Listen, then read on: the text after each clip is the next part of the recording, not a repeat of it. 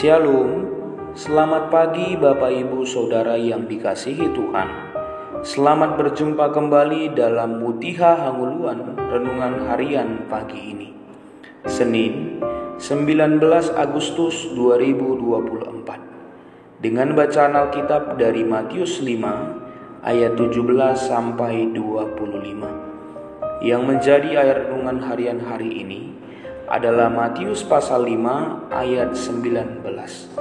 Karena itu, siapa yang meniadakan salah satu perintah hukum Taurat, sekalipun yang paling kecil, dan mengajarkannya demikian kepada orang lain, ia akan menduduki tempat yang paling rendah di dalam kerajaan surga.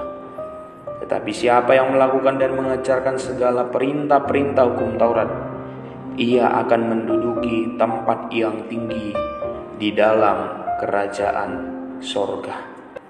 Melakukan dan mengajarkan hukum Taurat.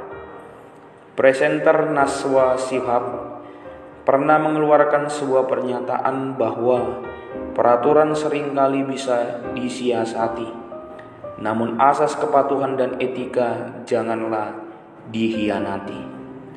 Pernyataan ini menyiratkan bahwa peraturan sejatinya dapat dilanggar oleh oknum yang tidak menyukai adanya aturan. Tetapi, sekali-kali ia tidak dapat melanggar yang namanya kepatuhan dan etika. Kepatuhan dan etika merupakan dua hal yang harus menjadi dasar hidup manusia. Manusia harus senantiasa patuh dan menunjukkan nilai-nilai etis di dalam relasinya dengan orang lain. Ketika manusia sudah menunjukkan kepatuhan dan nilai-nilai etis, maka itu menandakan bahwa ia adalah orang yang mau diarahkan dan orang yang bisa diandalkan dalam melakukan suatu hal.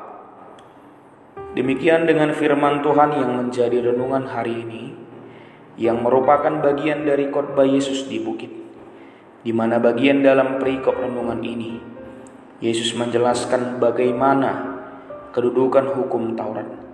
Jika kita baca dalam ayat sebelumnya, ayat 17, di mana Yesus mengatakan bahwa Yesuslah penggenapan hukum Taurat itu.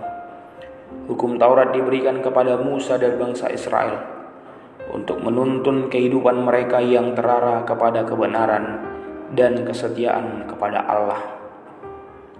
Dua aspek yang ada dalam hukum Taurat adalah kasih kepada Allah dan kasih kepada manusia.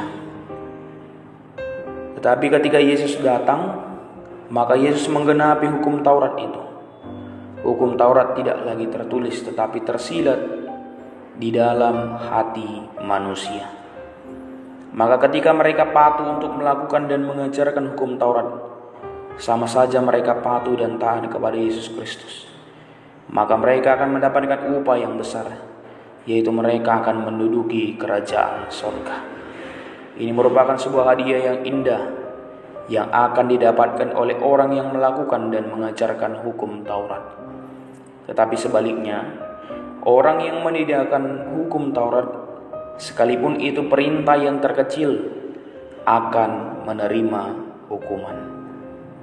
Saudara yang terkasih di dalam Yesus Kristus, ketika kita memiliki kemauan untuk melakukan dan mengajarkan hukum Taurat kepada orang lain yang ada di sekitar kita, pasti akan ada jalan yang Tuhan tunjukkan kepada kita, dan pastinya Tuhan akan menolong dan menguatkan kita. Mesti kita ingat bahwa upah yang akan kita peroleh dari kita melakukan dan mengajarkan hukum Taurat adalah sorga.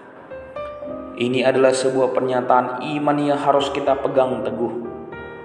Kita tidak boleh mengabaikan seluruh perintah hukum Taurat, biarpun itu perintah yang kita anggap kecil untuk dilakukan. Tetapi sebenarnya sangat penting. Kita harus bertumbuh dalam Taurat Kristus dan menanamkan dalam hati kita bahwa aku cinta Taurat Tuhan. Melakukan dan mengajarkan hukum Taurat adalah hal indah yang menandakan kita adalah pewaris kerajaan surga. Kita berdoa. Ya Bapa, Bimbinglah kami agar kami dapat melakukan dan mengajarkan Taurat-Mu di sepanjang hidup kami. Amin. Renungan harian hari ini ditulis oleh editor. Demikianlah renungan harian hari ini. Selamat beraktivitas. Tuhan Yesus memberkati. Shalom.